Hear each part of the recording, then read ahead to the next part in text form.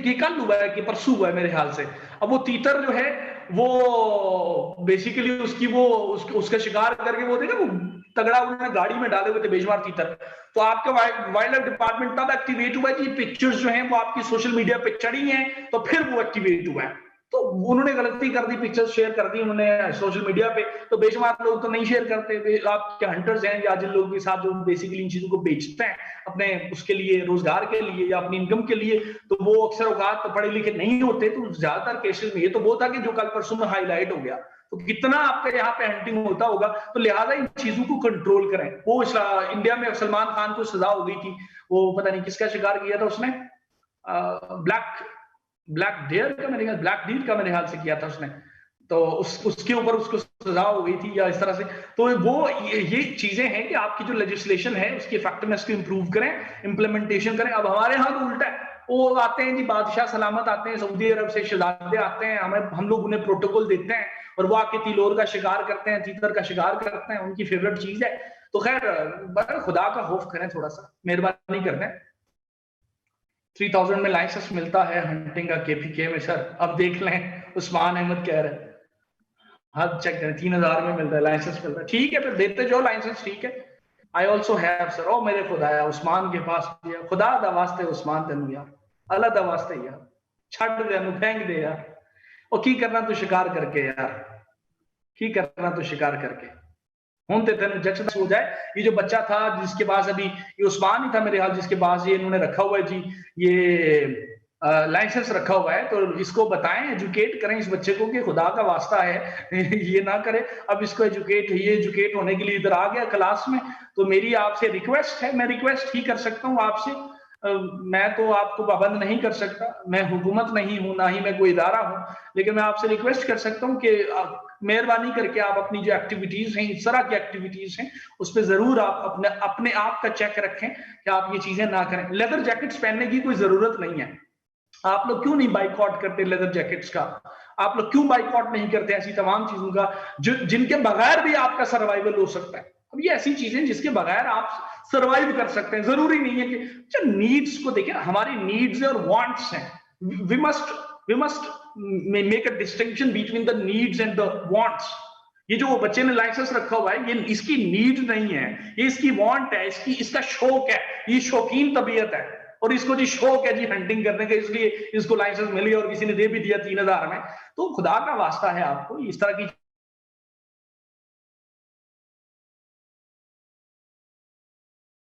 वाक्य नहीं है, आने वाली नस्लें जो हमारी वो हमें बद्दुआएं देंगी, हमें बद्दुआएं देंगी बेसिकली, और किसको देंगी कि हमने ये कर दिया वो कर दिया। तो खैर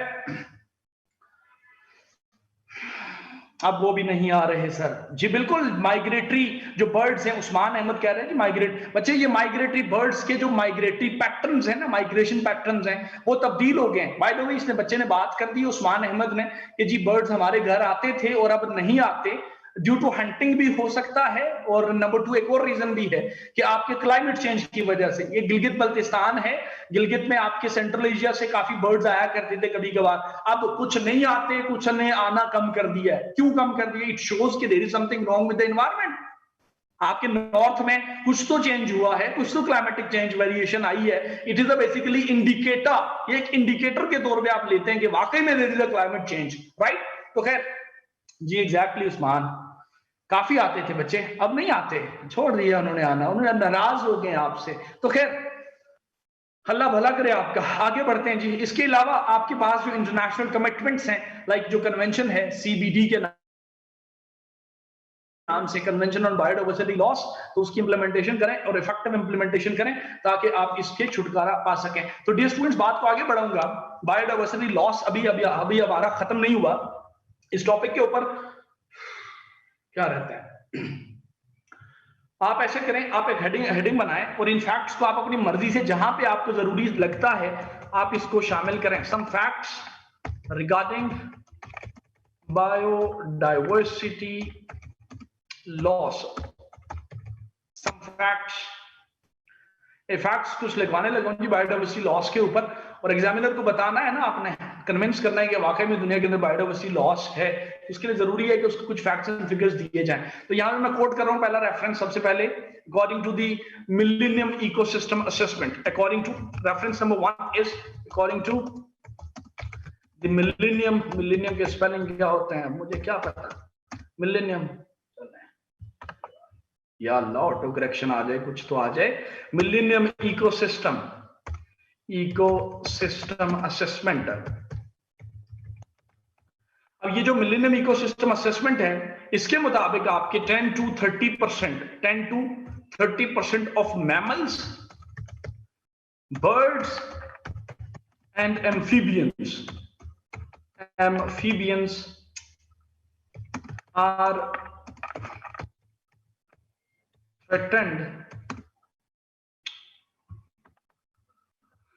threatened by the humans।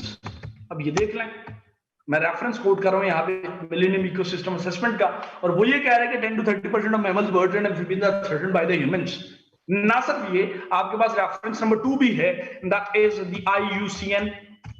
IUCN का कंप्लीट फॉर्म लिखवाया हुआ है शायद कहीं पे, international union for conservation of nature, international union for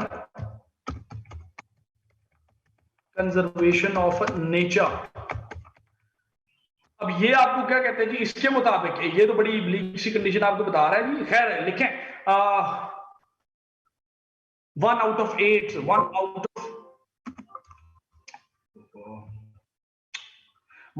of 8 birds are threatened with extinction। इसी तरीके से लिखें 1 out of 8 birds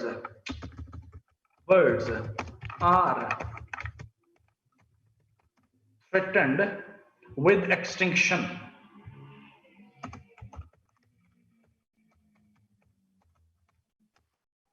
अब ये आगे इसी तरह threatened with extinction जो है ये कॉमन रहेगा, लिखते चले जाएं 1 out of 8 birds are threatened with extinction। इसी तरीके से 1 out of 4 mammals are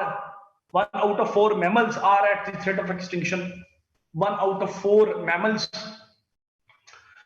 ना सिर्फ 1 out of 4 mammals बल्कि अपना 1 out of 4 amphibians, 1 out of 3 amphibians, 1 out of 3 amphibians are at the threat of extinction। ना सिर्फ amphibians बल्कि एक और लिखें 1 out of 4 conifers, plants हैं, 1 out of 4 conifers are at the threat of extinction। 1 out of 4 conifers are at the threat of extinction। न सिर्फ ये बल्कि एक और लिखें 6 out of 7 marine turtles, I repeat 6 out of 7 marine turtles are at the threat of extinction। अब ये देख लें, अब ये चीजें बड़ी ब्लीक है, न सिर्फ ये, अब ये चीज बड़ी थ्रेटनिंग है, देख के आप हैरान होंगे, सुन के आप हैरान होंगे। आप लिखें 75% of the 75, I repeat 75% of genetic diversity, 75% of genetic diversity of the agricultural crops has been lost। भाई आजकल जो आप मैंगो खा रहे हो ना, ये वो मैंगो नहीं है जो हमारे आबाओ अजदाद खाया करते थे, ये वो गंदम नहीं है जो हमारे आबाओ अजदाद खाया करते थे। अब आप ये वो उस पे आ चुके हैं, अपना क्या कहते हैं उसको, जेनेटिकली मॉडिफाइड सीड्स इस्तेमाल हो रहे हैं भाई, ठीक है। और पहली फसलें जो है, तभी तो आप देखेंगे आपकी मुख्तलिफ किस्म की बीमारियां और कितनी चीजें आम हो गई हैं। 75% of the diversity of agricultural crops has been lost। ये लिख लिया जी, बाबा लिख लिया। अब रेफरेंस तब्दील करें, रेफरेंस चेंज करें, रेफरेंस नंबर 3 लिखें according to the IPCC, intergovernmental panel on climate change. Global warming पढ़ाया है ना आपको मैंने, ग्लोबल वार्मिंग पे बात हुई है ना हमारी, IPCC intergovernmental panel on climate change.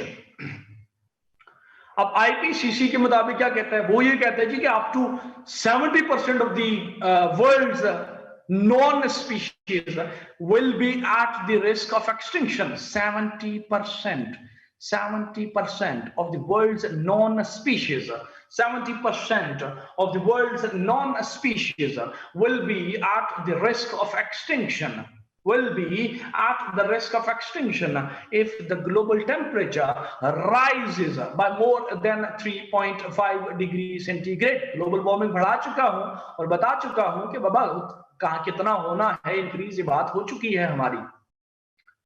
If the global temperature rises by more than 3.5 degree centigrade, तो 70% आपकी बायोडाइवर्सिटी को खतरा है ग्लोबल वार्मिंग से. अब ये स्टैट उठा के आप ग्लोबल वार्मिंग के अंदर भी कोट कर सकते हैं.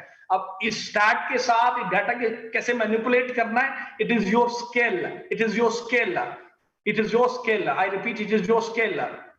इसी तरीके से नेक्स्ट, अल्लाह भला करे आपका. अब रेफरेंस तब्दील करें और आईपीसीसी के बाद आप लिखें according to the marine policy journal, journal with J, scientific journals नहीं होते जो,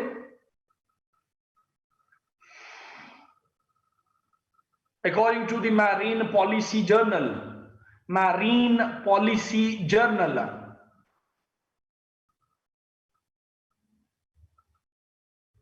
आपने नहीं किया रावलपिंडी 11, आपने जीएसए में तो पढ़ा होगा ना बच्चे, जीएसए में तो पढ़ा होगा ना यकीनन, या नहीं पढ़ा? जीएसए में भी नहीं पढ़ा, जीएसए में भी नहीं पढ़ा.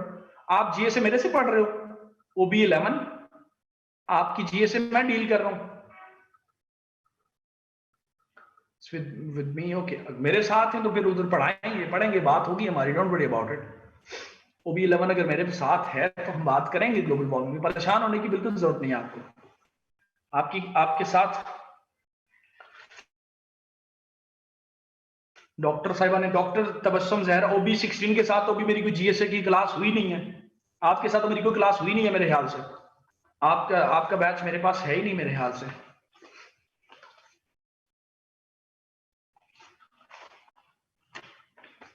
हाँ, मुझे नहीं पता आपका बैच मेरे पास हो, अभी तक आपका बैच मेरे पास नहीं है. चलें जी, अल्लाह आपका भला करे. ओबी 11 के साथ जीएसए की मेरी एक ही क्लास हुई है अभी तक, एक ही क्लास हुई है आपके साथ. हाँ जी जी, ओबी 10 आपके साथ भी मेरी 2 क्लासेस हुई हैं जीएसए में. ये पेजेस पे लिखा हुआ है सारा मैंने क्लासेस का रिकॉर्ड, परेशान ना हो. ओबी 16 आई नहीं मेरी लिस्ट में. लगेंगे अभी इसी दिसंबर के 20 तक खत्म करना है आपके साथ, परेशान ना हो. अच्छा, अल्लाह आपका भला करे. अच्छा, मैरीन पॉलिसी जर्नल का लिखें, क्या लिखवाने लगा था, बात ही बोल. हाँ लिखें, 1/3 of the world's, 1/3 of the coral reefs, coral reefs, coral reefs important हैं. आपकी ज्वेलरी की प्रोडक्ट्स में डेकोरेशन के लिए इस्तेमाल होते हैं, है नी. इकोनॉमिक इसकी इंपॉर्टेंस है. तो 1/3 of the coral reefs, 1/3 of the coral reefs around the world are threatened with extinction. Are threatened with extinction. मैं नहीं कह रहा, मैरीन पॉलिसी जर्नल कह रहा है. मैं कौन होता हूं इस तरह की बातें करने वाला? मेरी क्या औकात है? इसी तरीके से एक और लिखो कि जनाब 75% of the world's fisheries are fully or over exploited. 75% of the world's fisheries, I repeat, 75% of the world's fisheries are fully or over exploited. So हमारे पास भी स्टैट्स मौजूद है, हमारे पास सबूत मौजूद है कि बाबा ये देखो ऐसा हो रहा है, और खुदा का वास्ता है इन चीजों के ऊपर जो है आप कंट्रोल कर लें. ठीक हो गया जनाब. सो इस तरीके से हमारा ये छोटा सा टॉपिक जो है ये अपने इख्तिताम को पहुंचा. डियर स्टूडेंट्स, अब हम मूव करेंगे अगले टॉपिक की तरफ, और अगला टॉपिक हमारा है अर्थ समिट ऑफ 1992. यार ब्रेक क्यों, यार ब्रेक क्यों मांग रहे हैं आप लोग? ब्रेक देने का मेरा कोई नहीं दिल कर रहा. मुखाल है, अच्छी बात है सिलेबस. यार आज आपके साथ लेक्चर नंबर 5 है ना, क्लास नंबर 5 है. हाँ, खत्म कर लें चीजें, अच्छी बात है. हाँ, चलें ब्रेक करें. It's 6th. Really?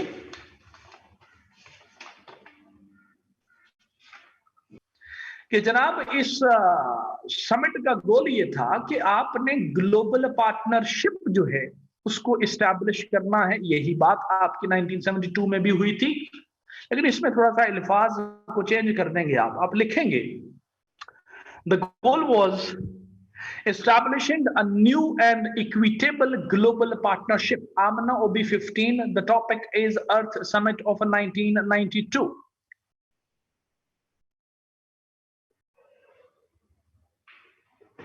मैंने अर्ज किया कि इस समिट का गोल था establishing a new and equitable global partnership, establishing a new and equitable global partnership through the creation of new levels of cooperation. वही बात कर रहे हैं जो आप 1972 में कर रहे थे कि हमें जो इंटरनेशनल कोऑपरेशन जो है उसको एस्टैब्लिश करने की जरूरत है। वही बात आपने 1987 में की और वही बात आप 1992 में कर रहे थे। लेकिन इस बार आपने ये कहा कि जनाब ये जो पार्टनरशिप है, यानी कॉपरेशन के बजाय आपने वर्ल्ड पार्टनरशिप लिख दिया और तो कुछ नहीं किया। तो खैर आपने जी ग्लोबल पार्टनरशिप को और ज्यादा इनहांस करना है और आपने इक्विटेबल यानी इक्वालिटी की बुनियाद पे आपने कॉपरेशन या पार्टनरशिप को इनहांस करना था। आपके एक न्यू एफर्ट थी बेसिकली ये आपके 1987 के बाद। तो इसलिए आपने कहा कि जनाब the goal of this particular summit was establishing a new and equitable global partnership through the creation of new levels of corporation. कि जनाब स्टेट्स के दरमियान जो कॉपरेशन है, जो पार्टनरशिप है, उसके लेवल्स को इनहांस किया जाएगा। क्या मुराद है न्यू लेवल्स को इनहांस करने की या न्यू लेवल्स पे लेके जाने की? कि कॉपरेशन के लिए पॉसिबिलिटीज को तलाश किया जाएगा, देखा जाएगा कहां पे किन इश्यूज के ऊपर आपकी स्टेट कॉपरेशन आपकी इस्टेब्लिश हो सकती है, ताकि आप स्टेट्स के दरमियान जो कॉपरेटिव इन्वायरमेंट है उसको आप इनहांस या और ज्यादा स्ट्रेंथन कर सकें। इसलिए आपने कहा कि जनाब establishing a new and equitable global partnership through the creation of new levels of cooperation among states, among the key sectors of societies and people.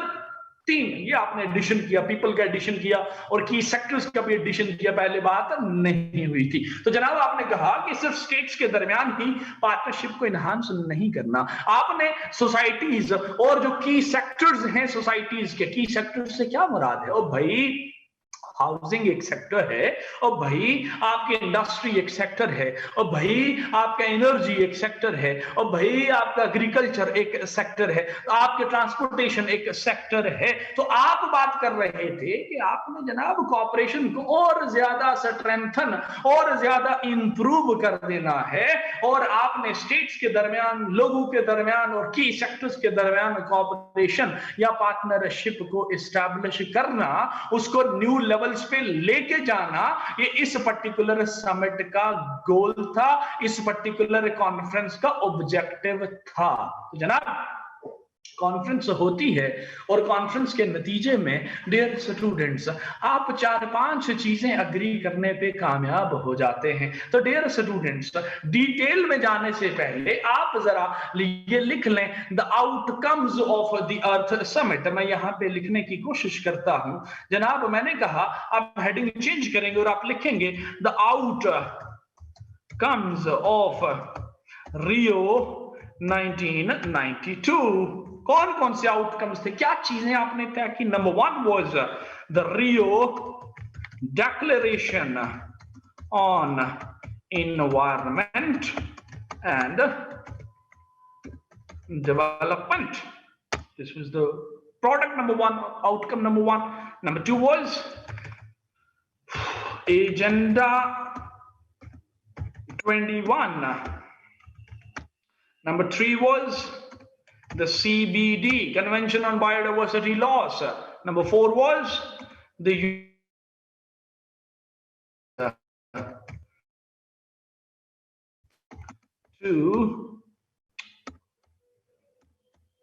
oh my God, convention का सी कहाँ गया, convention to combat desertification.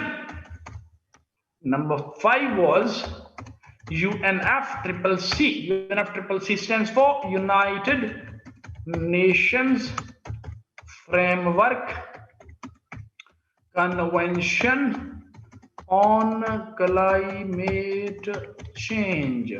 And number 6 was the Forest Principles. तो ये 6 आपकी products हैं जो आपने इस आपके पर्टिकुलर समिट या इस पर्टिकुलर कॉन्फ्रेंस के अंदर जो है वो आपने अग्री की। डियर स्टूडेंट्स, इसमें आपको जो ये नंबर 3 पे CBD नजर आ रहा, मेरी बात को गौर से सुनिएगा कि इसमें जो आपको CBD नजर आ रहा है, इसमें जो नंबर 4 पे डिजर्टिफिकेशन के ऊपर जो ट्रीटी नजर आ रहा है, इसमें जो नंबर 5 पे आपको UNFCCC नजर आ रहा है, it's triple C by the way, मैंने डबल सी लिख दिया, इट्स ट्रिपल सी, UNFCCC नजर आ रहा है। ये तीनों जो हैं आपके अर्थ समिट की प्रोडक्ट्स हैं और ये तीनों चीजें, ये तीनों topics as a separate topic हमारे एरिया नंबर 7 जो हमारे सिलेबस का है उसके अंदर भी मौजूद हैं। तो लिहाजा जब ये पढ़ेंगे तो एरिया नंबर 7 के 3 टॉपिक्स भी हम साथ में उड़ा देंगे। इसी तरीके से डियर स्टूडेंट्स, बात का आगाज करते हैं और सबसे पहले जो रियो डिक्लेरेशन है ऑन एनवायरनमेंट एंड डेवलपमेंट, इसके ऊपर जैसे कि आपने स्टॉकहोम डिक्लेरेशन में भी देखा कि उसके भी मुख्तलिफ प्रिंसिपल्स थे, इसमें भी वही चीज है कि आपके मुख्तलिफ प्रिंसिपल्स जो हैं वो फॉर्मुलेट किए गए to enhance the cooperation between the states, to ensure the environmental protection, to ensure the sustainable development in the world. तो जनाब आगाज करते हैं Rio declaration on environment and development, जो कि एक डॉक्यूमेंट था, जो एक डिक्लेरेशन था जो स्टेट्स ने अग्री किया कि अच्छा जनाब ये प्रिंसिपल्स हैं और इनके ऊपर हमने काम करना है। जैसे कि प्रिंसिपल नंबर 1 आप लिखेंगे, जैसे कि principle number 1 of the Rio declaration on environment and development लिखेंगे, and that principle number 1 was about the state sovereignty. State sovereignty क्या है? आई लॉ IR में पढ़ा होगा कि जनाब आपकी जो कंट्री है, मुल्क है, आपकी जी इंटरनल मसाइल में कोई दूसरा बंदा इंटरफेयर नहीं कर सकता। You have the soul authority on the particular set of population on the particular land etcetera. तो उसी बात को मद्देनजर रखते हुए आपने ये कहा कि जनाब the state sovereignty must not B violated और मस्ट नॉट बी कंप्रोमाइज्ड। ये प्रिंसिपल नंबर 1 आपने कि जनाब स्टेट की सॉवरेनिटी जो है उसकी वायलेशन नहीं की जाएगी। इस डिक्लेरेशन पे साइन कर देने से किसी स्टेट की सॉवरेनिटी को नुकसान नहीं पहुंचेगा। UN ने जिम्मेदारी उठाई कि बाबा आपके इंटरनल जो मसाइल हैं आप को कोई भी डिक्टेट या इंटरफेयर नहीं करेगा।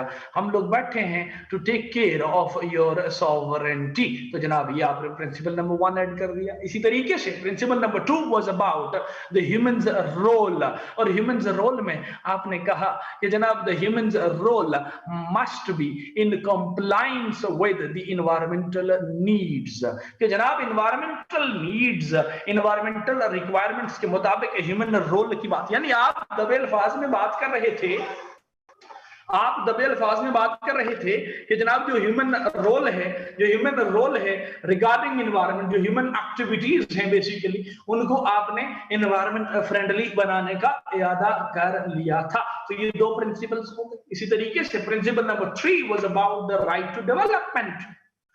आपने कहा कि जनाब each state has its right to development.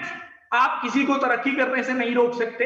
अगर कोई मुल्क इंडस्ट्रियल डेवलपमेंट चाहता है तो that state is independent to go for the industrial development. अगर कोई स्टेट सोशल डेवलपमेंट करना चाहता है तो that particular state is independent to develop itself socially. तो जनाब आपका हर स्टेट का जो राइट है, जो बुनियादी हक है कि जनाब वो तरक्की कर सकती है without the foreign interference, without the foreign dictation, वो आपको हक दिया जाता है और हम बैठे हैं आपके इस हक को सेफ गार्ड करने के लिए। ये 3 प्रिंसिपल्स डिजाइन किए। And principle number 4 was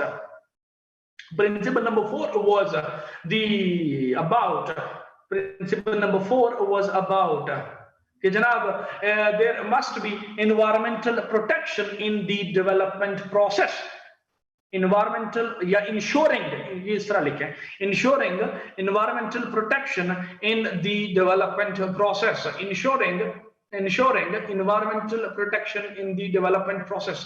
I'm hoping so कि हम लोगों ने EIA और C वगैरह करके आ चुके हैं, हम लोग टेक्नोलॉजिकल अप्रोचेस को डील करके आ चुके हैं, तो it is very easy to understand कि कैसे आप डेवलपमेंट प्रोसेस को इन्वायरमेंटल प्रोटेक्शन के साथ कंप्लाई करा रहे थे, कि हर प्रोजेक्ट की या ये करना ताकि इन्वायरमेंटल डैमेजेस को रिड्यूस कर सकें वगैरह वगैरह। आई एम होपिंग सो कि आप कनेक्ट कर पा रहे हैं कि डेवलपमेंट प्रोसेस क्या है और इन्वायरमेंटल प्रोटेक्शन क्या है और इनको इकट्ठे साथ कैसे चलाना है। इसीलिए मैंने EIA और C वगैरह आपको पहले करा दिया। जी जनाब, इज इट क्लियर?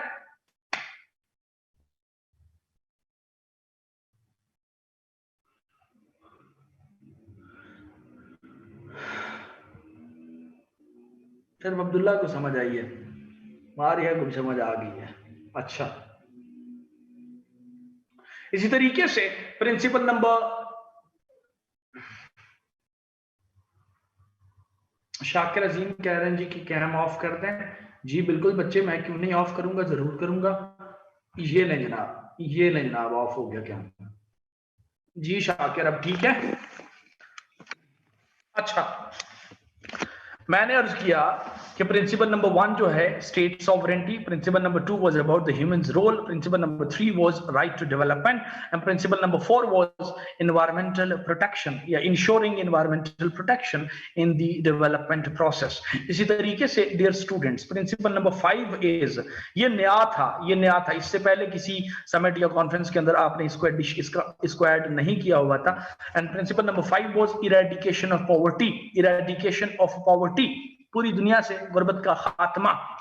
इसी तरीके से number 6 principle was priority for the least developed countries, priority for the least developed countries, कि जनाब जो छोटे ममालिक हैं, अफ्रीकन स्टेट्स वगैरह हैं, उनको प्रायोरिटाइज किया जाएगा, उनको फाइनेंशियल असिस्टेंस जो है वो टाइम पे मिलेगी, ज्यादा मिलेगी, उनको कंसिडरेशन आपने ज्यादा देनी थी। इसी तरीके से number 7 was about state cooperation to protect ecosystem, कि जनाब each state shall ensure its cooperation to protect the ecosystems, to protect the ecosystems. इसी तरीके से अल्लाह भला करे आपका डियर स्टूडेंट्स, नेक्स्ट प्रिंसिपल पे आप चले जाएंगे। And the next principle was about reducing unsustainable patterns. I repeat, number कितना बन रहा है? 7 8 7 है जी, 8 ओके, इट्स 8 और 8 मैंने कहा that was about reducing unsustainable patterns at the production level. इसी तरीके से number 9 was capacity building must be ensured, capacity building shall be ensured to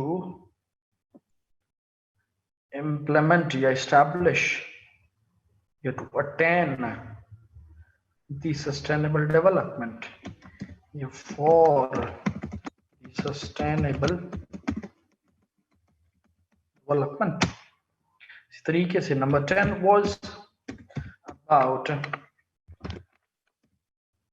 youth mobilization।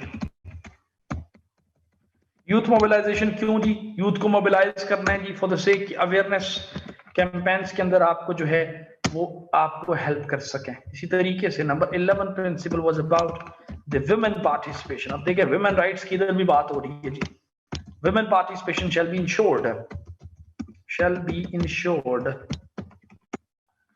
In the environmental protection. इसी तरीके से number 12 was about overall public participation के लिए अलग से प्रिंसिपल डिजाइन किया जी। Public participation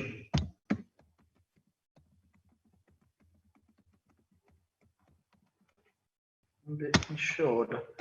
Number 13 was about national institutions. national बल्कि institutions के बजाय पहले legislations का लिखें. National environmental legislation shall be ensured. तरीके से number 14 was about there must be the prevention. There must be, ये पहले भी जिक्र हो चुका है इसका, prevention of open dumping in the world, जो नहीं हो सका. Number 15 was about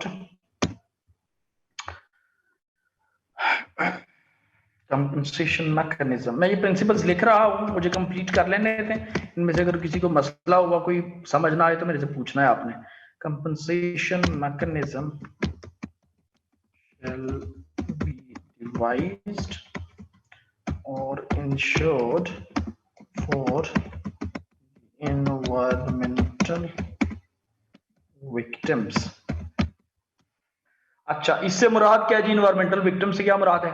ये जो आपके जलजले आ जाते हैं जी, नेचुरल डिजास्टर्स आ जाते हैं आपके, तो आपकी ग्लोबल कम्युनिटी आपकी मदद को पहुंचती है. यूएनडीपी आ जाता है, यूएन आ जाता है. हमारे चाचे मामे तो लगते नहीं है कि वो हमारी मदद को आते हैं. बेसिकली ये आपने तय किया हुआ है कि जहां पे कोई नागहानी आफत आएगी, जो सुनामी आ गया, अर्थक्वेक आ गया, फ्लड्स आ गए, तो इन्वायरमेंटल विक्टिम्स जो कि नेचुरल डिजास्टर से हिट सोसाइटीज होंगी, उनको कंपनसेट किया जाएगा, उनको रेस्क्यू किया जाएगा, जो भी उनकी नीड होगी. जैसे खाने के साथ आ जाते हैं, जैसे जी वो टेंट वेंट लेके आ जाते हैं चीजें, तो ये उसके ऊपर भी आपने अर्थ समिट के अंदर या इस डिक्लेरेशन के अंदर एक प्रिंसिपल डिजाइन कर रखा है. इसी तरीके से dear students, next principle number 16 was about internalization of environmental cost. अब इंटरनलाइजेशन ऑफ एनवायरमेंटल कॉस्ट से मुराद है कि पॉलिसी मेकिंग के अंदर जी आपने एनवायरमेंटल कॉस्ट को कंसीडर करना है. आपने अपने डेवलपमेंट प्रोसेस के दौरान जो है एनवायरमेंटल कॉस्ट को कंसीडर करना है. अगेन यहाँ पे EIA को रेफर करूंगा, अगेन यहाँ पे C को रेफर करूंगा, अगेन यहाँ पे प्लानिंग को रेफर करूंगा कि जनाब while planning the certain things, while planning the certain developmental projects, आप एनवायरमेंटल कॉस्ट को, जो एनवायरमेंटल नुकसान आपका हो सकता है due to that particular activity और प्रोजेक्ट, आप उसको अपनी पॉलिसी मेकिंग के अंदर जगह देते हैं. इसी तरीके से number 17 principle was about ensuring EIA, environmental impact assessment. पूरा टॉपिक हमने पढ़ लिया है जी.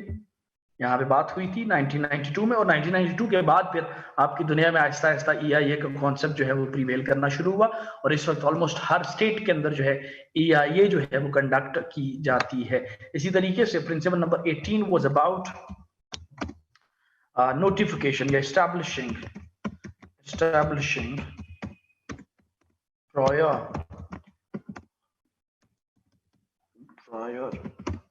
notification systems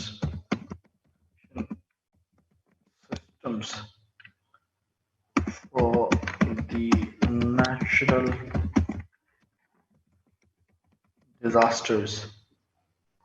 नेचुरल डिजास्टर्स के केस में जी आपने लोगों को पहले टाइमली इन्फॉर्म करना होता है, और इसके ऊपर भी अलग से आपने जी प्रिंसिपल डिजाइन कर दिया. ना सिर्फ आपने लोगों को पहले से इन्फॉर्म करना होता है, बल्कि स्टेट्स भी एक दूसरे को इन्फॉर्म कर सकती हैं. जैसे हमने देखा कि कराची में अभी अर्बन फ्लडिंग हुई, तो जहां पे पॉसिबल है जी आप नेचुरल डिजास्टर्स के केस में लोगों को मुतनब्बे करें, उनको बताएं कि भाई फलां चीज आ सकती है, फलां जगह पे फ्लड आ सकता है, ताकि लोग जो है अपने आप को बचा सकें. इसी तरीके से principle number 19 was about the role of indigenous people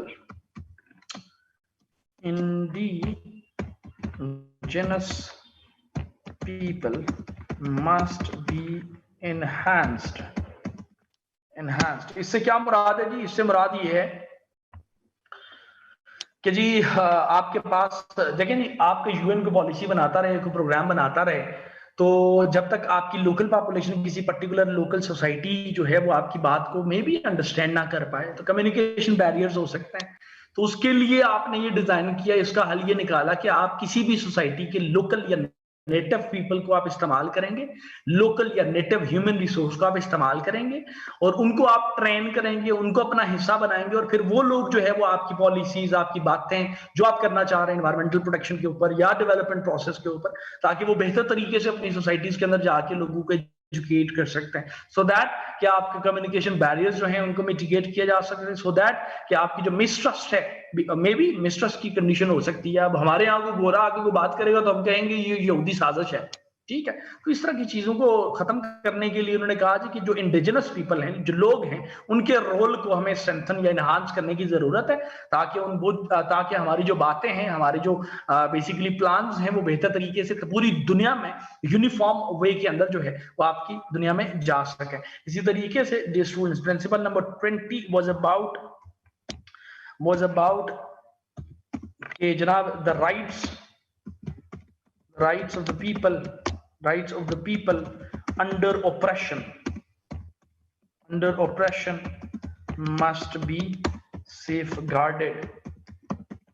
जो आपकी किसी दूसरी स्टेट के पास टेरिटरीज हैं जो कंट्रोल या ऑक्युपाइड या डिस्प्यूटेड टेरिटरीज हैं, जैसे जम्मू एंड कश्मीर हो गया, ठीक है, तो उस केस में जी इंडिया जिम्मेदार है जम्मू एंड कश्मीर के एनवायरनमेंट को देखने के लिए, इंडिया जिम्मेदार है जम्मू एंड कश्मीर के एनवायरनमेंट को देखने के लिए। तो उन लोगों के राइट्स के जो अंडर ऑपरेशन है किसी भी दुनिया के किसी भी रीजन में, चाहे वो बोस्निया हो, चाहे वो पैलेस्टाइन हो, चाहे वो कश्मीर हो, कोई भी हो, तो जनाब जिस पर्टिकुलर स्टेट के कंट्रोल में वो टेरिटरी होती है, वही स्टेट जिम्मेदार होगी कि वो वहां पे बसने वाले लोगों के राइट्स को भी इंश्योर करेगी और वहां का जो नेचुरल एनवायरनमेंट है उसको प्रोटेक्ट करने के लिए एफर्ट्स भी करेगी।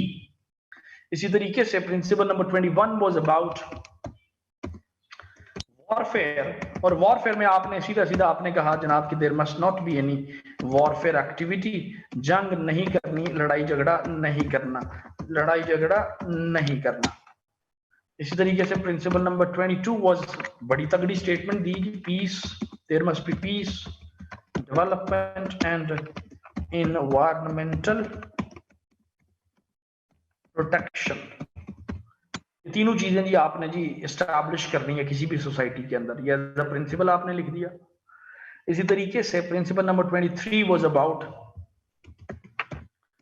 रेजोल्यूशन, या जो लिखे हैं the environmental disputes between the states must be resolved या settled peacefully। Peaceful settlement of disputes वही आई लॉ में जो आपको प्रोवाइडेड है तरीकाकार, कॉन्सिलिएशन, आर्बिट्रेशन वगैरह, डायलॉग वगैरह, वो आपने जी सेटलमेंट्स जो है आपकी वो पीसफुल होनी चाहिए। इसी तरीके से another one was there must be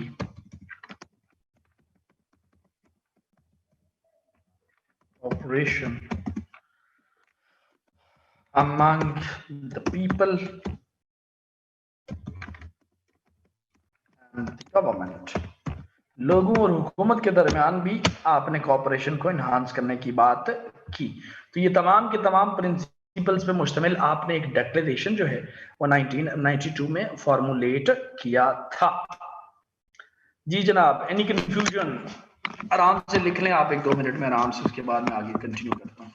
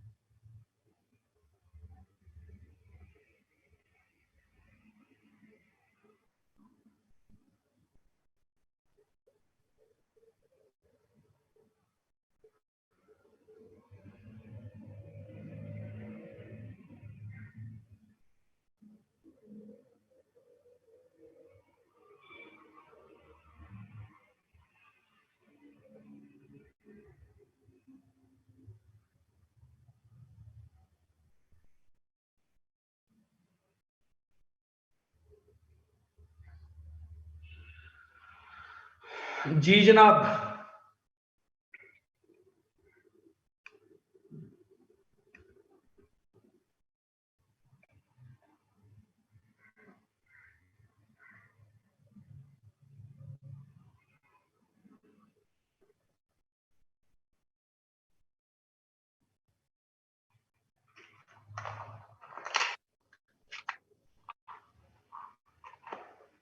done हो गया जी।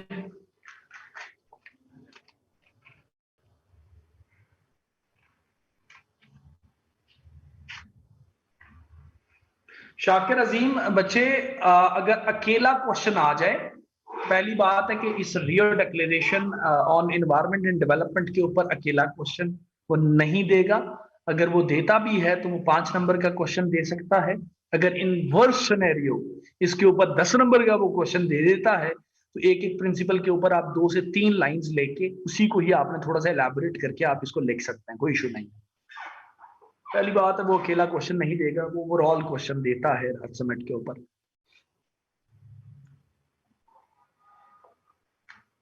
और प्राइवेटली मैसेज ना किया करें शाकिर अजीम, टू एवरीवन क्या करें, ताकि आप जो बात करें वो बाकी क्लास के पास भी पहुंचे ना। जरूरी नहीं है कि आप प्राइवेट, मेरी तरफ से कोई पाबंदी नहीं है, जो भी बात करनी है आपने टू एवरीवन करें, ठीक है। ताकि हो सकता है ना यही सवाल किसी और के जहन में भी हो, तो वो बेचारा भी वो क्लियर हो जाएगा। Sir can you please explain point 19 again sir, total 19, 19 तो नहीं है, 19 तो नहीं है। आई वॉज डिसकनेक्टेड यार। 19 मैंने क्या लिखवाया जी, अब मुझे ऊपर जाना पड़ेगा। 19 में मैंने क्या लिखवाया है? 19 बच्चे, अब मैं सारे आपके लिए रिपीट तो नहीं कर सकता ना, मेहरबानी करें थोड़ी सी मेरे साथ थोड़ी सी मेहरबानी करें। अच्छा, the role of indigenous people must be strengthened. बच्चे मैंने ये बताया है आपको कि आपकी जो लोकल पॉपुलेशन है, आपने लोकल पॉपुलेशन को इस्तेमाल करना है एज अ रिसोर्स। देखें ना, कोई आपकी कोई इंटरनेशनल एनजीओ जैसे अगर कोई प्रोजेक्ट शुरू करती है पाकिस्तान में, ठीक है, तो वो इंटरनेशनल एनजीओ स्टाफ जो भर्ती करती है वो पाकिस्तान का स्टाफ ही भर्ती करेगी ना। सपोज ही यूएसएड है, यूएसएड ने भी पाकिस्तान के इलेक्शन को मॉनिटर करना है, तो वो गोरे तो नहीं बाहर से लेके आएगी, वो पाकिस्तानी लोगों को ही भर्ती करेगी, इन्हीं को जॉब्स देगी। सो दैट कि आपकी जो इंगेजमेंट है with that particular local population वो ज्यादा इफेक्टिव हो सके। Okay. So in the case of environmental protection, it is necessary कि आप इंडिजिनस ह्यूमन रिसोर्स को आप शामिल करें, उनको आप ट्रेन करें, उनकी आप कैपेसिटी बिल्डिंग करें, सो दैट वो आपकी जो बात है, आपके जो आइडियाज हैं, आपके जो कॉन्सेप्ट हैं, वो अपनी सोसाइटीज के अंदर जाके वो बेहतर तरीके से बता सकें। ऑब्वियसली लोकल सोसाइटी उन्हें पता होगा कि ये पाकिस्तान का ही बंदा है और उसकी बात को ज्यादा बेहतर तरीके से सुन सकते हैं, समझ सकते हैं, कम्युनिकेशन बैरियर्स खत्म हो सकते हैं, इस तरह की चीज है जी। अब क्लियर हुआ? Okay. Youth mobilisation awareness sir please explain. Shakir Azeem बच्चे, यूथ मोबिलाइजेशन से मुराद ये है कि देखें, आपके यहाँ आपका मसला है कि इन्वायरमेंटल जो इश्यूज हैं या इन्वायरमेंट के ऊपर जो आपकी एजुकेशन है या अवेयरनेस है वो आपकी सोसाइटीज के अंदर पेनिट्रेट नहीं हो रही। तो यहाँ पे यूथ को एज एन इंस्ट्रूमेंट इस्तेमाल करने की बात हुई कि आप यूथ को, किसी भी सोसाइटी की यूथ को आप एक इंस्ट्रूमेंट के तौर पे इस्तेमाल करेंगे। जैसे हमारे यहाँ देखें ना, पॉलिटिकल जलसाज होते हैं, तो आपकी पॉलिटिकल पार्टी कहती है जी यूथ नौजवान हमारे साथ है, नौजवान वही नौजवान हमारा उनके नारे लगा रहा होता है। समझ आ रही, गेटिंग ऑफ पॉइंट? तो ये इन्वायरमेंट के केस में आप यूथ को एज एन इंस्ट्रूमेंट इस्तेमाल करने की बात कर रहे थे। हाँ जी Shakir Azeem, is it clear now? Okay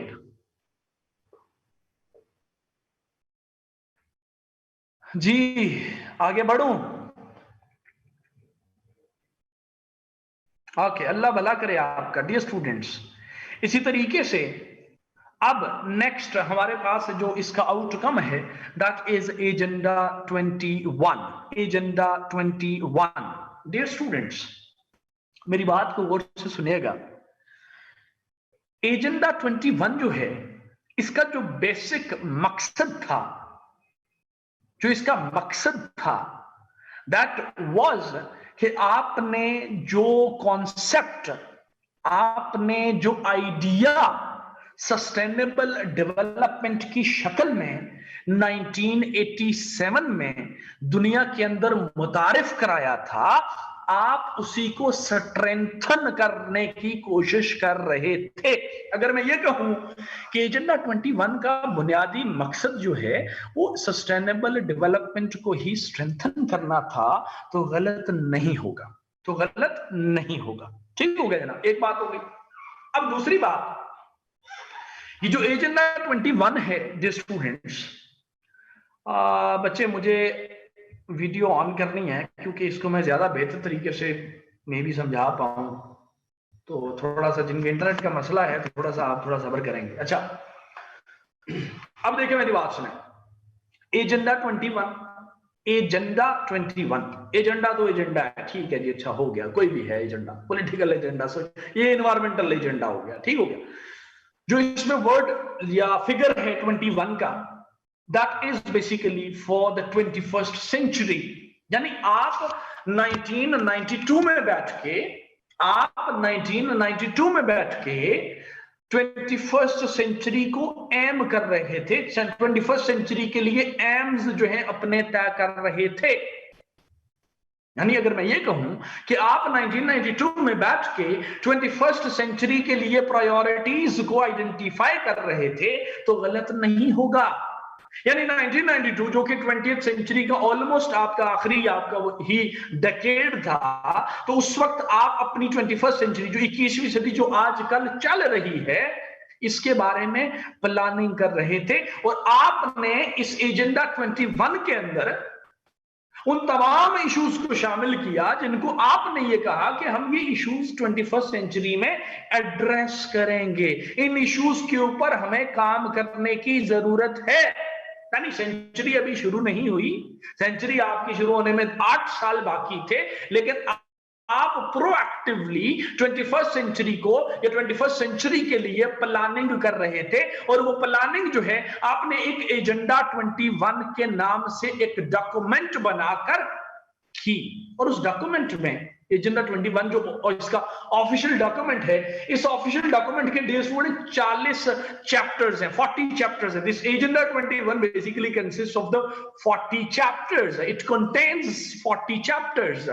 और ये जो 40 चैप्टर्स हैं, इसको डिवाइड कर रखा है overall into the 4 broad sections. हमारी जो बात होगी वो होगी about the 4 broad sections. We are not used to कि अच्छा हम जी इसके 40 से 40 चैप्टर को पढ़ते फिर हैं। हमें जो क्रक्स है वो मैं आपको बताने लगा हूं पूरे चैप्टर्स का या पूरे एजेंडा 21 का। तो डियर स्टूडेंट्स, आपने ये एजेंडा 21 1992 में 21वीं सदी के लिए डिजाइन किया, 21वीं सदी के लिए इसको आपने डिजाइन किया।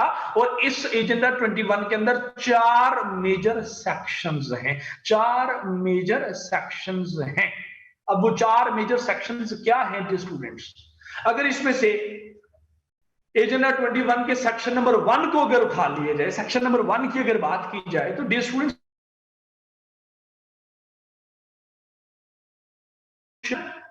section number 1 is about the social and economic dimension. Students, बात को गौर से सुनिएगा कि वही चीजें आपकी जो भी थोड़ी देर पहले इधर स्टॉकहोम नहीं, ये रियो डिक्लेरेशन में एड्रेस हुई, ऑलमोस्ट वही चीजें आपने शामिल की यहाँ पे। तो सेक्शन नंबर 1 के ऊपर बात करते हैं। एंड मैंने कहा कि सोशल एंड इकोनॉमिक डायमेंशन एक सेक्शन है। अब इस सेक्शन के अंदर पहले मैं सोशल पे बात करूंगा, फिर मैं जी इकोनॉमिक के ऊपर आऊंगा। डियर स्टूडेंट्स, सोशल या सोशल सेक्शन और एस्पेक्ट, ये क्या मुराद थी इसमें? भाई सोशल सेक्शन से मुराद थी, आपने ये इरादा किया बैक इन 1992 एजेंडा 21 के अंदर कि जनाब हम 21वीं सदी में पॉवर्टी का जो मसला है उसको इराडिकेट करेंगे। यानी eradication of poverty was the part of this particular agenda 21। और आप ये कह रहे थे कि 21st सेंचुरी में हमारा मकसद दुनिया के अंदर से गुर्बत का खात्मा है। और यही पॉइंट, यही इरेडिकेशन ऑफ पॉवर्टी आपका कैरी हुआ 2000 में आने वाले एमडीजीज के अंदर। और यही इरेडिकेशन ऑफ पॉवर्टी आपका कैरी हुआ 2016 में आने वाले सस्टेनेबल डेवलपमेंट गोल्स के अंदर। तो लिहाजा साबित ये हुआ कि ये जो आजकल एसडीजीज चल रहे हैं, ये आपके एजेंडा 21 की ही प्रैक्टिकल मैनिफेस्टेशन है।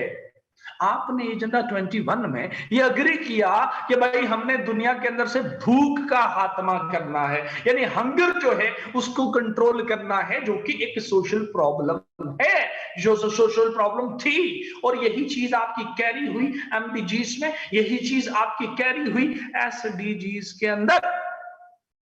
आपने एजेंडा 21 में से शामिल किया कि जनाब दुनिया के अंदर जो पॉपुलेशन ट्रेंड्स हैं उनको डिक्लाइन या डिक्रीज करने की कोशिश की जाएगी। और आज यही बात हुई, पॉपुलेशन कंट्रोल नहीं कर पाए, आप नहीं कर पाए, कर कुछ नहीं सके, लेकिन चले बातें तो की हैं आपने, दबा के बातें की हैं। तो खैर पॉपुलेशन, जो ग्लोबल पॉपुलेशन ट्रेंड्स हैं, ये जी हमारे लिए एक खतरा है। It was a common threat, it is a common threat, जिसकी वजह से हमें और मसाइल का सामना करना पड़ सकता है। तो लिहाजा 21वीं सदी में हमारा फोकस पॉपुलेशन रिडक्शन पे होगा। फ्यूचर यूज कर रहा हूं, होगा, हुआ है या नहीं ये अलग बात है। तो खैर इसी तरीके से आपने इसी एजेंडा 21 के सोशल डायमेंशन के अंदर रहते हुए आपने ये शामिल किया कि जनाब 21st सेंचुरी में हमारी जो अर्बनाइजेशन है, जो शहरों की एक्सपेंशन है, उसको कंट्रोल करने की जरूरत है, उसको रिड्यूस करने की जरूरत है, उसको प्लान करने की जरूरत है। और इसी की आपकी आजकल जो आपको मिल रहे हैं कॉन्सेप्ट्स मिलते हैं, सस्टेनेबल सिटीज के कॉन्सेप्ट्स मिलते हैं, ये आपकी इसी एजेंडा 21 की प्रैक्टिकल मैनिफेस्टेशन है। तो आप बात करें सोशल इश्यूज को, जनाब इसी एजेंडा 21 में आपने सोसाइटीज के अंदर लॉ एंड ऑर्डर, पीस की सिचुएशन, अमन और अमान की सूरत हाल जो है वो बेहतर रखने का कहा। उन्होंने कहा कि जनाब 21st सेंचुरी में जो क्राइम रेट है उसको रिड्यूस करेंगे, सोसाइटी के अंदर पीस जो है उसको इंश्योर किया जाएगा। किधर पीस हुआ? 1992 के बाद तो काफी ज्यादा चीजें आपकी खराब हुई हैं, दहशत गर्दी आपकी पीक पे पहुंची है। चलें वो एक अलग एस्पेक्ट है, लेकिन कम से कम आपने बातें तो बड़ी प्यारी प्यारी की हैं। तो खैर इसी सोशल डायमेंशन के अंदर जहां पे आप पॉवर्टी, जहां पे आप अर्बनाइजेशन, जहां पे आप पॉपुलेशन ग्रोथ के अंदर रिडक्शन, जहां पे आप हंगर एटसेट्रा पे बात कर रहे थे, इधर ही आपने बात की कि जनाब जो दुनिया के अंदर बेरोजगारी है, जो अनएम्प्लॉयमेंट है, उसको रिड्यूस किया जाएगा।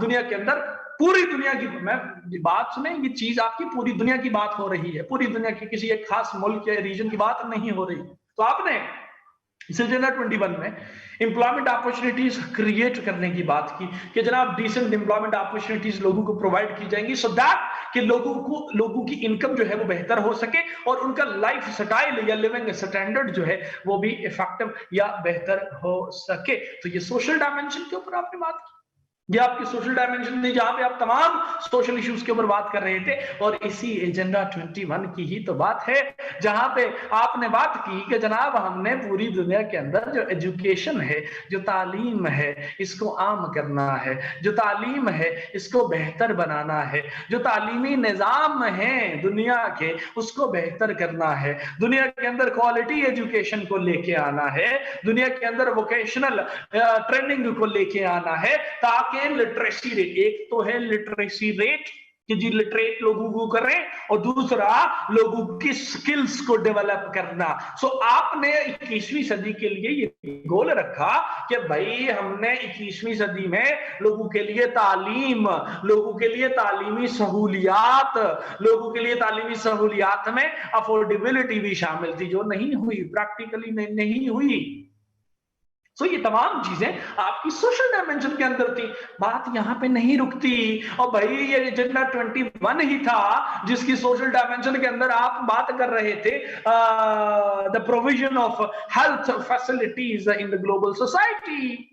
जनाब हेल्थ फैसिलिटीज या हेल्थ सिस्टम्स जो है उसको स्ट्रेंथन किया जाएगा, ना सिर्फ हेल्थ सिस्टम्स को, जो आपकी बीमारियां थी जैसे मलेरिया है, जैसे मीसल्स है, जैसे एड्स है, इनके ऊपर आपने स्पेसिफिकली काम करना था। बाय द वे यही चीजें आपकी कैरी हुई एमडीजीज के अंदर, यही चीजें आपकी कैरी हुई सस्टेनेबल डेवलपमेंट गोल्स के अंदर। सो जो ख्वाब आप 1992 में बैठ के 21वीं सदी के लिए देख रहे थे, ये ख्वाब आजकल इंप्लीमेंट भी हो रहा है।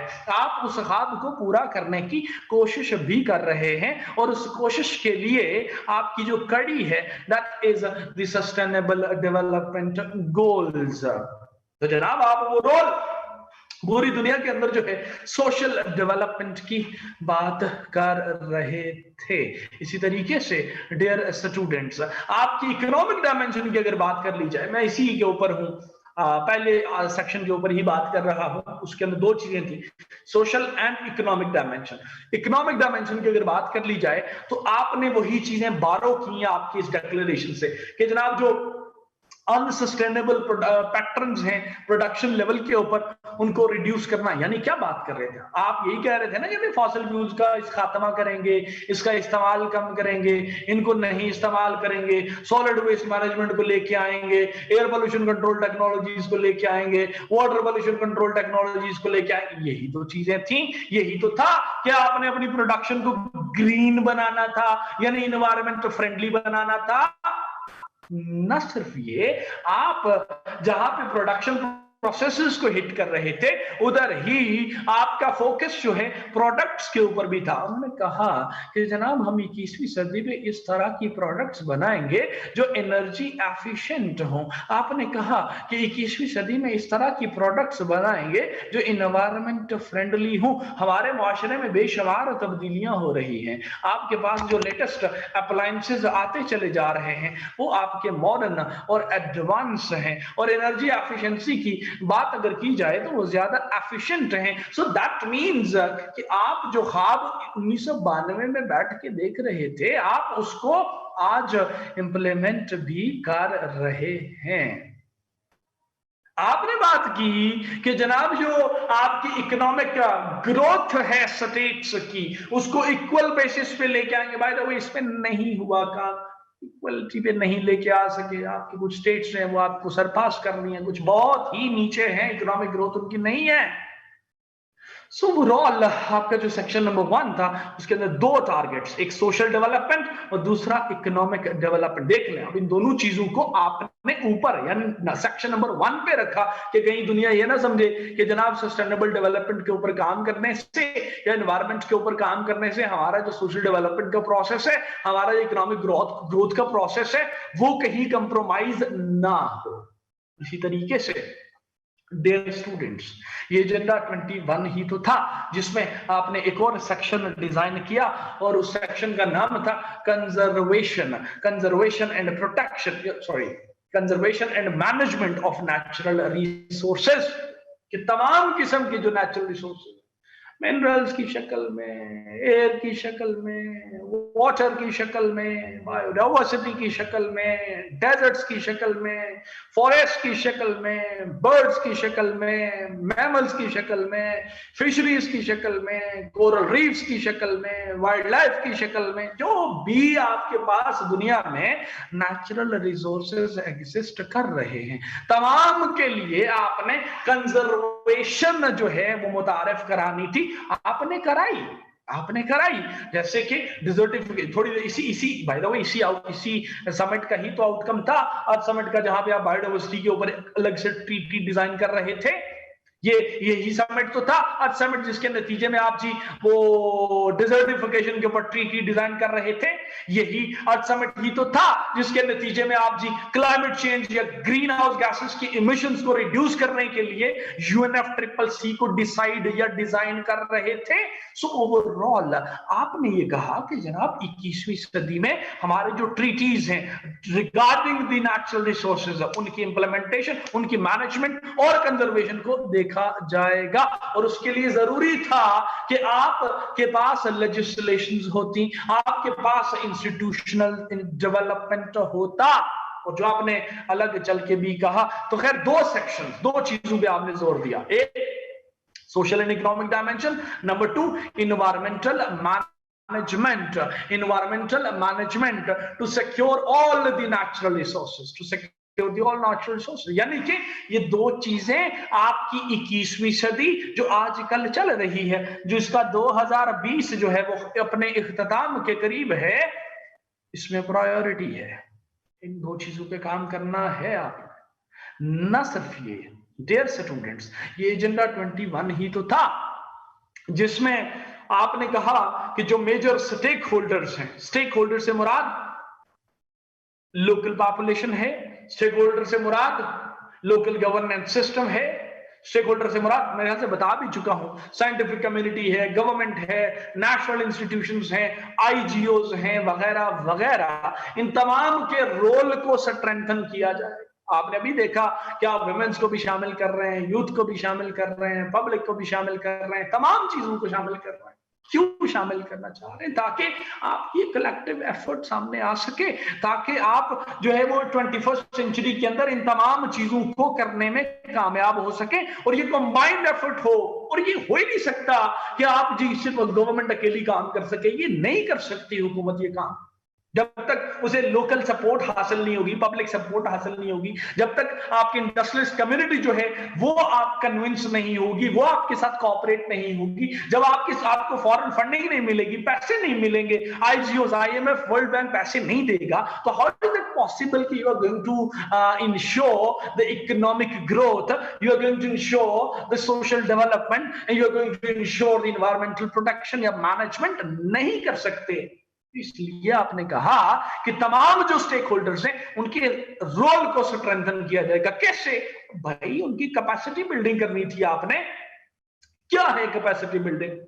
स्टाफ की सूरत में उनकी ट्रेनिंग्स है, लोगों की सूरत में उनकी एजुकेशन अवेयरनेस है, लोकल गवर्नेंस की सूरत में उनकी इंप्लीमेंटेशन कैपेसिटी है, उनकी अवेयरनेस है, गवर्नमेंट की सूरत में कि वो लॉज बनाए, लेजिस्लेशंस बनाए, इंस्टीट्यूशंस की सूरत में कि वो चीजों को इन्फोर्स कर सकें, इंप्लीमेंट कर सकें, सो दैट कि आपकी तमाम चीजें जो हैं वो सिक्योर या मैनेज या प्रोटेक्ट या कंजर्व हो सके, और आप सोशली भी डेवलप कर सकें, आप इन्वायरमेंटली भी अपने आप को प्रोटेक्ट कर सकें, और आप इकोनॉमिकली भी ग्रो कर सकें। तो ये आपका ख्वाब था जो आपने 21st सेंचुरी के लिए 1992 में देखा था, 1992 में देखा था।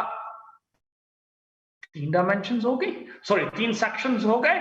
इसी तरीके से my dear students, number 4, section number 4, and section number 4 was about means of implementation। कि अच्छा एजेंडा 21 बना तो लिया है, इसको हम इम्प्लीमेंट कैसे करेंगे, क्या क्या हमारे पास टूल्स अवेलेबल हैं जिनको या जिसके थ्रू हम ये चीजें, ये अपना ख्वाब जो है, इसकी ताबीर जो है वो कर सकते हैं, किस तरीके से। नंबर 1, सबसे पहले आपने कहा कि जनाब आपकी जो एफर्ट है एजेंडा 21 की, जो ओवरऑल इंप्लीमेंटेशन है, that must be properly in an organized manner. Organized manner से क्या मुराद है कि आपने प्लेटफॉर्म्स को इस्तेमाल करना था, आपने इंटरनेशनल प्लेटफॉर्म्स को इस्तेमाल करना था, और आपके international platforms like what, UN से बड़ा प्लेटफॉर्म क्या है, यूनाइटेड नेशंस के से बड़ा प्लेटफॉर्म क्या है, उसको इफेक्टिवली यूज करें।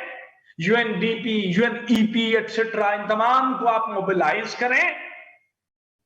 फोरम्स को, जो इंटरनेशनल फोरम्स की बात करें ना, आईएमएफ को शामिल करें क्योंकि पैसे देने आपने स्टेट्स को, आप वर्ल्ड बैंक को शामिल करें क्योंकि पैसे देने आपने स्टेट्स को, आप वर्ल्ड हेल्थ ऑर्गेनाइजेशन को शामिल करें क्योंकि आपने रिसर्च फैसिलिटीज देनी है स्टेट्स को, आप नासा को शामिल करें क्योंकि आपने रिसर्च फैसिलिटीज या आपने जी रेस्क्यू करना है स्टेट्स को। हो सकता है ना, हमारे पास तो लैब्स बहुत कम है, मॉडर्न नहीं है।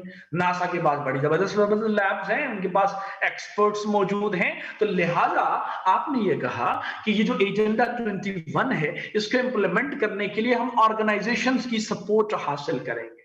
NASA, WHO, world bank, the United Nations, the IMF, तमाम के तमाम ऑर्गेनाइजेशंस को मिला के आपने इसको इंप्लीमेंट करना था।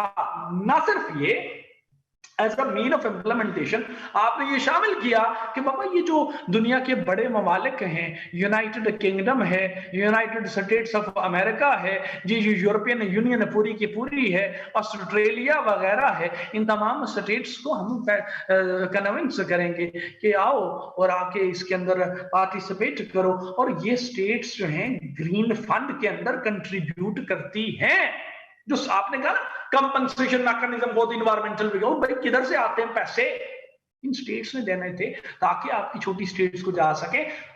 पॉवर्टी के अंडर पाकिस्तान को क्या फंड्स नहीं मिलते? क्या पॉवर्टी इरेडिकेशन प्रोग्राम्स चल रहे हैं पाकिस्तान में? फॉरेन फंडिंग नहीं आती क्या?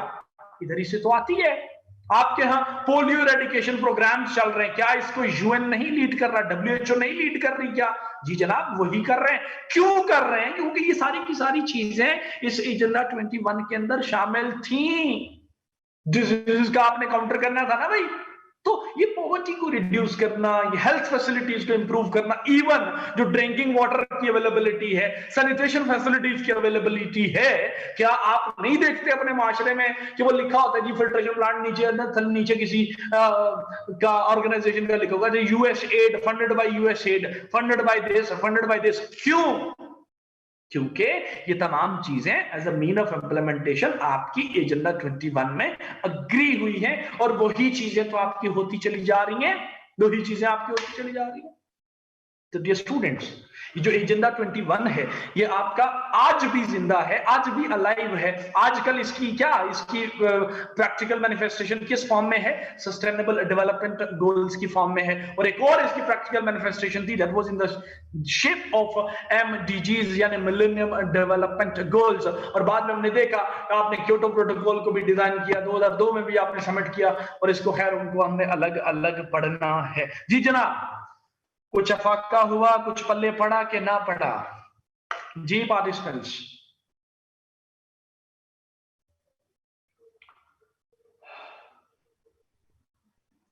बाबा तुम्हारे पल्ले कुछ पिया के ना? तुम्हें कुछ समझ आया कि ना? उसामा बशीर, थर्ड सेक्शन कौन सा? उसामा बशीर आप किधर थे? सो रहे थे आप? थर्ड सेक्शन वो strengthening role of major stakeholders बचे। चलें जी, शुक्र अल्हम्दुलिल्लाह जी, आपको समझ आ गई, अच्छी बात है। खैर अब आगे बढ़ते हैं जी। नेक्स्ट तीसरे नंबर पे मैंने क्या लिखवाया हुआ है जी? सीबीडी लिखवाया हुआ, कन्वेंशन ऑन बायोडाइवर्सिटी लॉस लिखवाया हुआ है।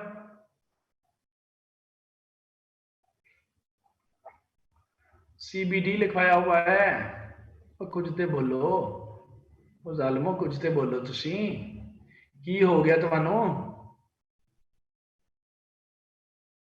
ओके सीबीडी, ठीक है जी। अब सीबीडी के ऊपर बात करते हैं। बाय द वे ये शुरू करने से पहले मैं बता दूं कि convention on biodiversity loss, desertification पे भी जो कन्वेंशन है और बाकी जो ट्रीटीज हैं, मैंने बता दिया फ्रॉम द डे 1 कि इसके ऊपर रीडिंग मटेरियल मैंने प्रोवाइड कर रखा है। आपने फर्दर कमेंट्री और डिटेल जो है आपने वहां से पढ़नी है, ठीक है। बाकी जो जनरल चीजें हैं, जो समझाने की जो चीजें हैं, वो मैं आपको लेक्चर्स में समझाऊंगा। Clear? Is it clear to everyone? और यही टॉपिक्स आपके एरिया नंबर 8 के अंदर भी हैं, सेपरेट टॉपिक्स के तौर पे। Area number 7 sorry. ओके, अल्लाह आपका भला करे। CBD, convention on biodiversity loss. Dear students, convention on biodiversity loss ये एक इंटरनेशनल ट्रीटी है जो कि आपने 1992 के अंदर जो है अर्थ समिट की आउटकम है, प्रोडक्ट है, इसमें आपने डिजाइन किया। और इसका जो प्राइम ऑब्जेक्टिव था दैट वाज बेसिकली कि बायोडाइवर्सिटी लॉस जो दुनिया में हो रहा है आपने उसको रिड्यूस करना था। लेकिन थोड़ी सी वो चीजें डिस्कस कर लेते हैं जो रीडिंग मटेरियल के अंदर या मार्केट में जो किताबें हैं शायद उनके अंदर नहीं है। तो उस हिसाब से जो स्टूडेंट्स, सबसे पहली चीज आप लिखेंगे article 1 of this particular treaty. Article 1, articles याद रह जाएं तो ठीक है, नहीं याद रहते तो कोई बात नहीं, आप विदाउट आर्टिकल्स भी जा सकते हैं, कोई मसला नहीं है, ठीक है। डियर स्टूडेंट्स, आर्टिकल 1 जो है it talks about the objectives of this particular treaty. Objectives की बात करता है, और आर्टिकल 1 के अंदर जो ऑब्जेक्टिव्स हैं, और ऑब्जेक्टिव्स बेसिकली 3 ऑब्जेक्टिव्स हैं। Number 1 the conservation of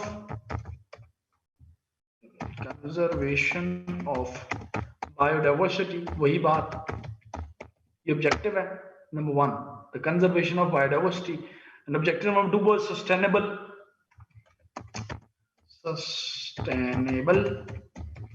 and appropriate use of biodiversity resources. Over exploitation को रिड्यूस करने की बात कर रहे थे दबे अल्फाज में. And number 3 was sharing of benefits on equal basis. ये between the states था. 3 ऑब्जेक्टिव्स आपने जी अपने लिए तय किए. सेल्फ एक्सप्लेनेटरी है जी. अगर किसी को तीसरे नंबर पे ऑब्जेक्टिव अगर परेशान कर रहा है तो उसको बताता चलूं कि यहाँ पे शेयरिंग ऑफ बेनिफिट से मुराद ये है कि सपोज ही कोई स्पीशी हमारे यहाँ थी वो खत्म हो गई तो वो किसी दूसरे मुल्क में मौजूद है तो दूसरा जो मुल्क है वो जो जेनेटिक सोर्स है बेसिकली वो आपकी स्टेट को शेयर करेगा ताकि हम लोग उससे बेनिफिट हो सके, फायदा उठा सकें. ठीक है, तो लिहाजा आप बेसिकली इक्वालिटी की बुनियाद पे ये ट्रीटी फॉर्मुलेट कर रहे थे कि जो बायोडाइवर्सिटी दुनिया में मौजूद है इस पे तमाम कंट्रीज का हक है, तमाम ह्यूमन सोसाइटीज का हक है. और अगर आपके पास कोई स्पीशी खत्म हो जाती है तो आप क्या कर सकते हैं, किसी दूसरे मुल्क से ले भी सकते हैं. तो ये ऑब्जेक्टिव नंबर 1 था, सॉरी ऑब्जेक्टिव्स थे according to the article number 1 of this particular treaty.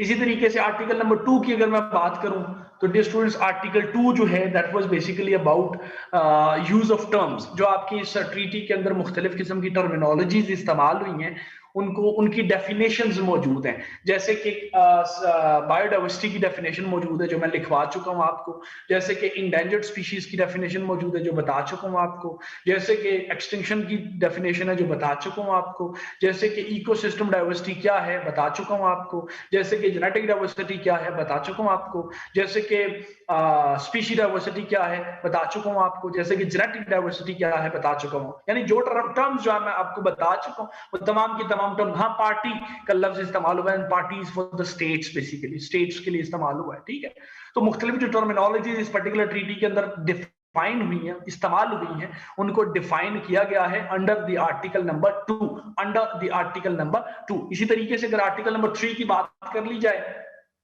तो आर्टिकल 3 जो है दैट स्पेसिफिकली टॉक्स अबाउट कि जनाब तमाम स्टेट्स हैं वो यूएन के चार्टर को फॉलो करेंगी और इसके साथ साथ बल्कि लिखें अंडर द आर्टिकल 4 या according to the article 3, sorry 4 नहीं 3, according to the article 3 all the states shall follow the UN charter along with the international environmental law. अब इंटरनेशनल इन्वायरमेंटल लॉ क्या है, यही जो ट्रीटीज आपके बन रही है इंटरनेशनल लॉ ही बन रहा है. सो आर्टिकल 3 के अंदर जी आपकी तमाम स्टेट्स यूएन के चार्टर को फॉलो करेंगी और उसके साथ साथ आपकी जो इंटरनेशनल एनवायरमेंटल लॉ है उसको भी फॉलो करेंगी. अब इसी के बाद आर्टिकल नंबर 5, रोला नहीं डालना, चीखे नहीं डालने का. आर्टिकल नंबर 4 कहाँ गया, आपको वही आर्टिकल बताए जा रहे हैं जो आपके लिए जरूरी हैं. ठीक है, आर्टिकल 5 लिखें. आर्टिकल 5 basically talked about कि जनाब all the contracting parties shall cooperate with each other, shall cooperate with each other. Article 5 के अंडर जो है आप लिखेंगे कि all the states shall cooperate with each other. I hope कि लिख लिया आपने. इसी तरीके से नेक्स्ट आर्टिकल 6 लिखें. आर्टिकल 6 के अंदर दो चीजें हैं. नंबर 1 कि national government shall the states shall ensure the national strategies.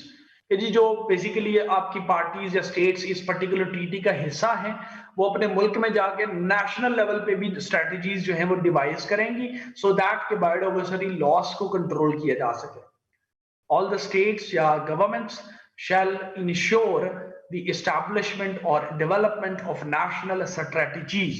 ये आर्टिकल 6 है और आर्टिकल 6 के अंदर ही दूसरी बात हुई है. और दूसरी बात क्या हुई, यहां लिखें integration of CBD, integration of CBD into the cross sectoral policies. I repeat, integration of CBD into the cross sectoral policies.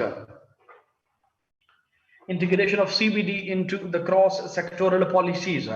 Article 6 के अंदर ये दूसरी बात हुई है.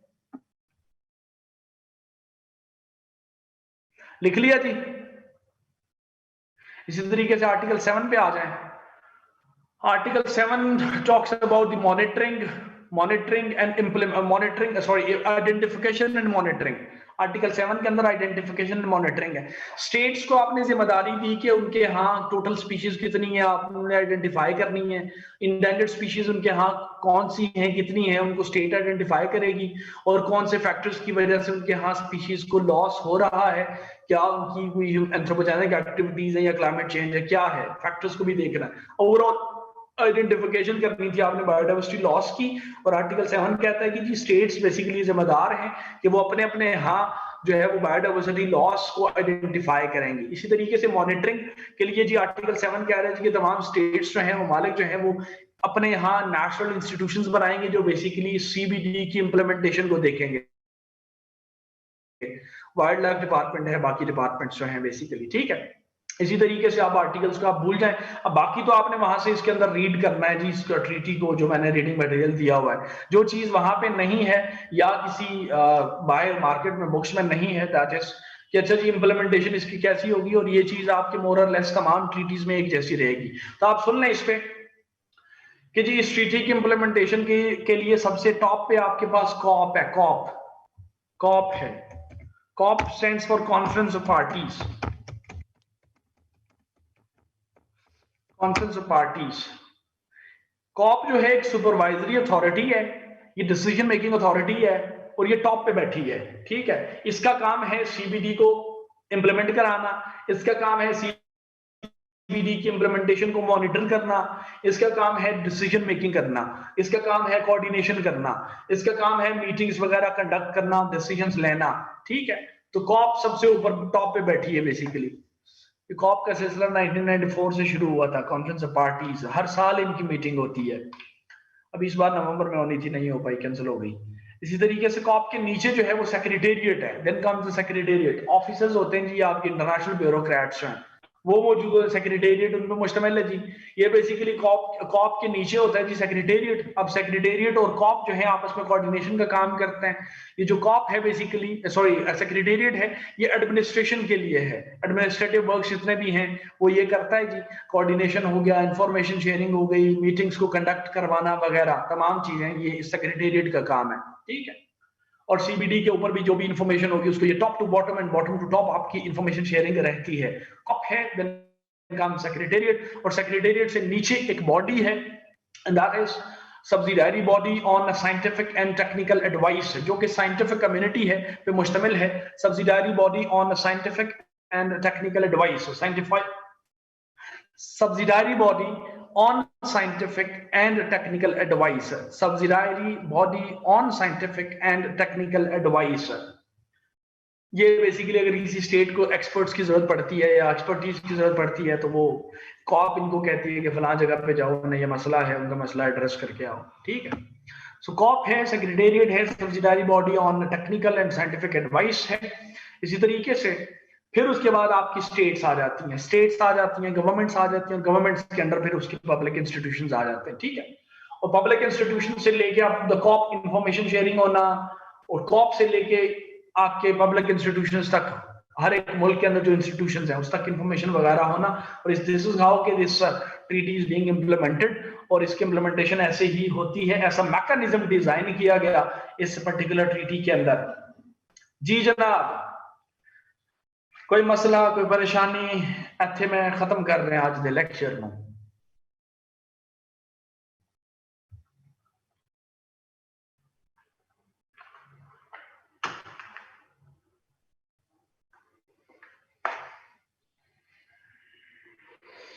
बच्चे हैदर अली, आर्टिकल 2 बेसिकली मैंने कहा article 2 talks about certain terminologies which have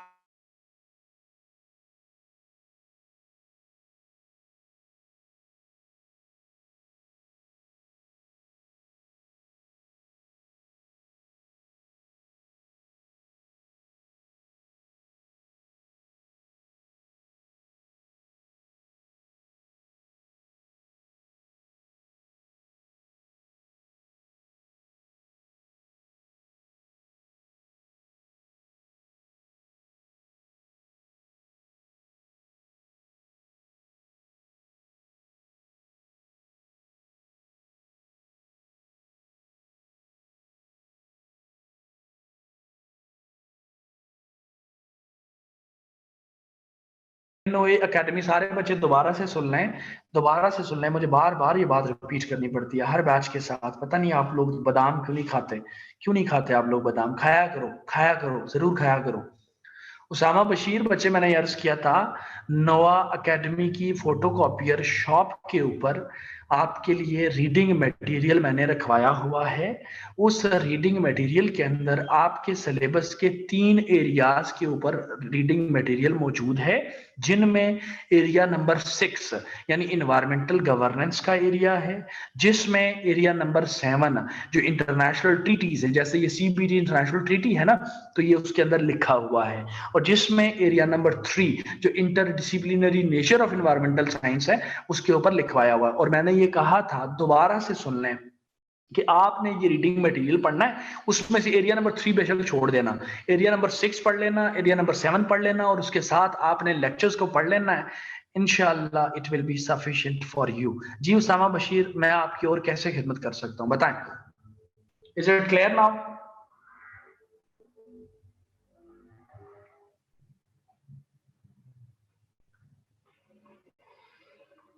okay जी पार्टिसिपेंट्स, ओ बाबा, आपके साथ आज छठी क्लास थी, तो इन्वायरमेंटल साइंस आपको कितना समझ आ रहा है? कोई समझ आ रही है आपको कि नहीं? बाबा तुहानू कोई समझ आ रहा कि नहीं?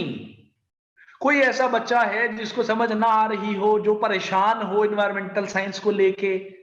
अगर किसी की को परेशानी है तो please do let me know, मेरे से शेयर कीजिएगा, ताकि मैं अपनी एफर्ट लगा सकूं और मैं बता सकूं आपको कि कंफ्यूज नहीं होना, और मैं कंफ्यूजन जो आपकी हैं उसको मिटिगेट भी कर सकूं। प्लीज, जब तक आप मुझे कुछ बताएंगे नहीं, मुझे नहीं पता चलेगा। मेरे पास कोई जिन नहीं है कि जो अब बंदे के दिलो दिमाग में जो है वो मुझे पता चल सके। ठीक है, तो लिहाजा कोई प्रॉब्लम हो तो आप मेरे से पूछें, पूछा करें। कंफ्यूजन तो मेरी क्लास में अलाउ ही नहीं है।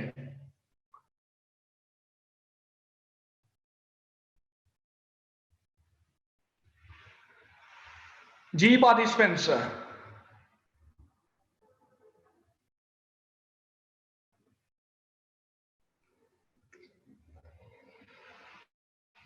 चलें जी, ठीक हो गया।